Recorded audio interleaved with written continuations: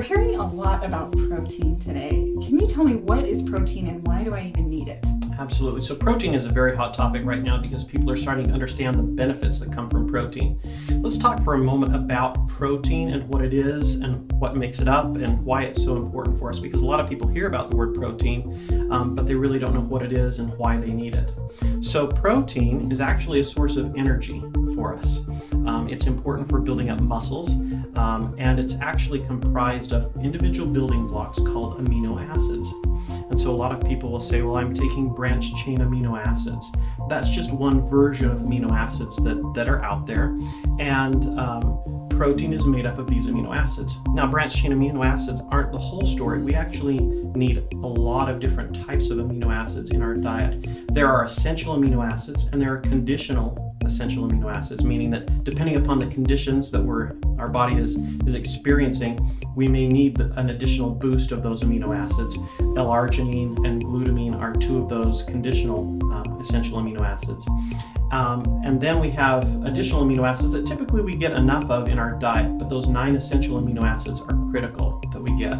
And so it's actually very important. You know, people with this craze of protein, you can actually go, and I've seen a box of Jell-O touting the fact that it had 3 grams of protein. And I kind of chuckled to myself because, yeah, it does have protein, but the gelatin that's in protein is made up of only 3 of those amino acids. There are 9 essential amino acids that we need, and there are conditional essential amino acids that we need as well. And so, yes, Jell-O is that source of protein. If I'm only relying upon the recommended daily allowance that's shown usually on the nutritional facts label of a product, I might look at that and say, oh, well, I'm getting 3 grams of protein in my Jell-O. That's got to be good. But in reality, it's not the quality of protein that we actually need. Those 3 amino acids are very common. There are usually a proline and a glycine and a repeating structure with usually another amino acid in some cases in that gelatin.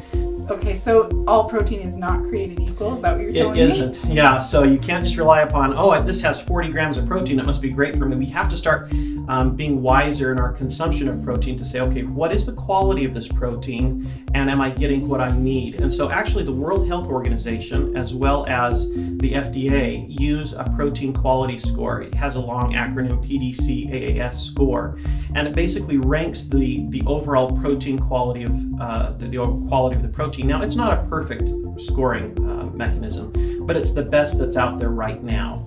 And so it's a way in which we can rate, okay, what is the quality of this protein? People really need to be paying attention to not just the quantity of protein, but the quality of protein that I'm getting as well, because depending upon the quality of the protein, that protein can either be sitting in my stomach, not being used, maybe it doesn't have the amino acids that I actually need, versus a protein that's high in quality and rapidly absorbing, which is what we have in the XOJO product. So how can a consumer know what the quality of the protein is that they're consuming when they see a box of Jell-O or something else? Right, that's a great point. So really you have to educate yourself on what is the source of the protein. And if I'm really interested in getting a high quality protein, and that's important for part of my supplementing, we'll talk more about why protein is so important that people are getting that protein. But they really need to be looking for the word isolate, whey protein isolate, soy protein isolate. There's a lot of misinformation about those terms, but they need to be looking at those critical proteins. Now, we'll talk in future segments about some of the label dressing that people have done to confuse people using the word isolate where it's really not used appropriately.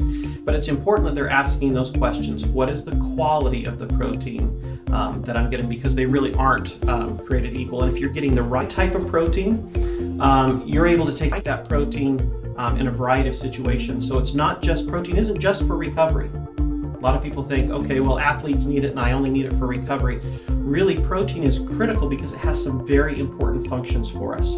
For example, it helps regulate blood sugar. Some people don't really think about that. It does. So, you know, if we're finding that we have spikes in our blood sugar, you know, or we have those mid-afternoon cravings, people will turn to a candy bar or to a bag of potato chips, which are loaded in sugar and fat. And excess sugar is not a good thing, and certainly excess fat is not a good thing.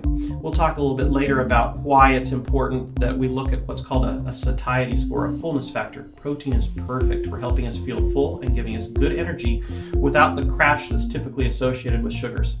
And fat doesn't fill you up. It's high in calorie. It'll put on those pounds. It's but yummy. It is yummy, but it is not giving you that fullness factor that you need, and it's doing it with a very high calorie load as well. So protein, if it's the right high quality protein, you should be taking it during the day. Everyone should be taking high quality protein. Now, typically in your diet, you get a certain amount of protein. It's true.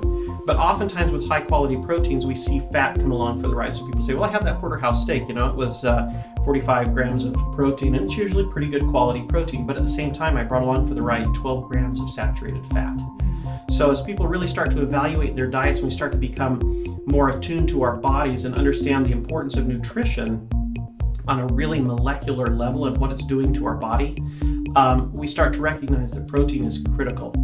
During the day, we all should be taking a certain amount of high quality protein, as well as during exercise is very important. We've always heard that after exercise it's important. We know that it is important there as well, because you are seeing that it helps muscles to recover.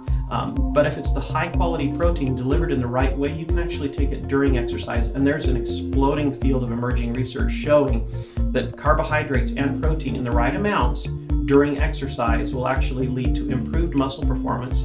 You're able to recover more effectively on lesser amounts of protein, which is lesser calories, and everybody wants that.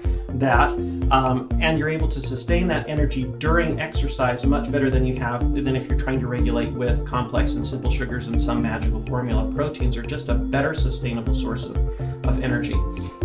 So is that what sets XOJO apart? One of the things that sets XOJO apart is that you can consume it during exercise, because there's a lot of other protein products out there that quite frankly make you sick while you're exercising. You're absolutely right. If you've had any of those products and then you've gone out and done exercise, it's an experience you'll never forget, right? So XOJO is an incredibly new technology where we're delivering what's called an isonatural protein. Protein is actually a three-dimensional molecule, and depending upon what its environment, depending upon the salt concentration, depending upon what sugars are around and what it's surrounded by, it will take different shapes. And we want to deliver it in its most natural form for your body to be able to metabolize quickly, because the benefit of getting that isonatural protein is rapid absorption. We don't want it sitting around in our stomachs for a long period of time. We want it rapidly absorbed. There are a lot of myths out there about, oh, well, this protein will sit in my stomach and slow release over many hours and I can take it at night. Yes, you can, but we're finding that protein sitting in your stomach for a long period of time is leading to additional adverse health effects as well. So it's not really a good idea to have that protein sitting in there for a long period of time, especially if you're wanting maximal recovery. You don't want to have to wait for 5 and 6, 7 hours after. If you're able to infuse your muscles and your body with the protein when you need it, so that those critical essential amino acids are present when your body needs them, they're rapidly absorbed and metabolized. And we're all different. We don't wait for 7 hours. Not everybody repairs, the magic 7 hours when that protein may be available. We want to have it available to our system immediately. And it will stay in that systemic state so that our bodies can utilize it. Okay.